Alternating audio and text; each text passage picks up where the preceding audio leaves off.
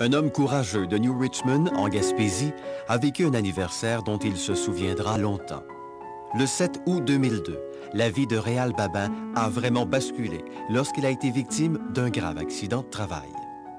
Mais un tout nouvel appareil disponible au CHU est venu lui rendre tous ses espoirs. Le chef d'équipe, ça a crié « Oh non, tiens, voulons dire Réal est mort. » Moi, j'étais couché à terre, puis je râlais. Je savais que j'avais toutes les jambes cassées. Je savais que j'étais tout par morceaux. Je me sentais plus... Je sentais cassé, je ne pouvais plus me virer. J'étais polytraumatisée.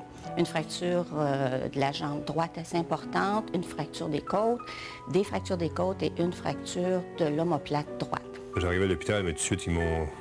Je me rappelle qu'ils m'ont tout déshabillé, là, le linge, ça n'existe plus, ils ont tout coupé ça dans le dos. Ils vantaient, ce journée-là. J'avais mon manteau ciré, j'avais pas coupé le vent. Là. Puis ça, ils ont tout jeté ça à l'ombre, c'était tout fini, puis là, ils m'ont opéré 10 heures de temps. Réal a dû faire l'un des choix les plus difficiles de sa vie. Faire amputer sa jambe ou encore passer par un long processus de traitement qui pourrait toutefois lui permettre un jour de sourire à la vie. Il était arrivé, il a été transféré au CHU pour être suivi par le docteur Antil.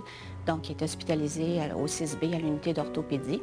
Et c'est là que j'ai commencé les thérapies avec lui. Quand M. Babin est arrivé au CHU, on avait deux options, soit d'entamer un traitement pour sauver sa jambe ou carrément lui proposer l'amputation. J'ai dit, je suis mieux de faire couper la jambe comme je suis là, je vais voir chebarille. Puisque le pied était très fonctionnel, qu'il n'y avait pas de déficit neurovasculaire, on a opté pour sauver la jambe, puis aujourd'hui, on s'en félicite. Réal a dû travailler très fort, mais le courage dont il a fait preuve lui a donné la force nécessaire pour surmonter les épreuves.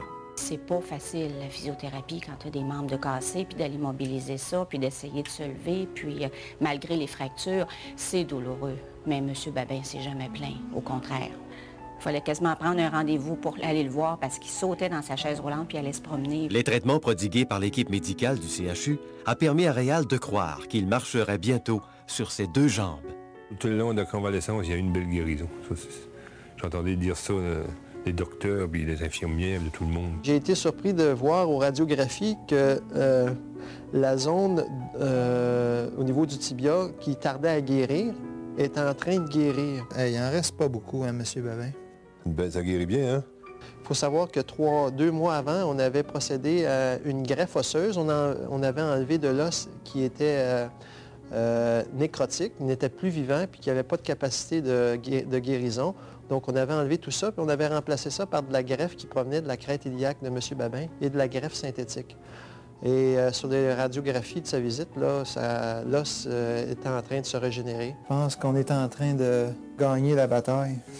C'était très impressionnant parce que c'est un monsieur qui a toujours été positif. Même au début, je n'ai jamais entendu M. Babin se plaindre, je ne l'ai jamais entendu s'apitoyer sur son sort.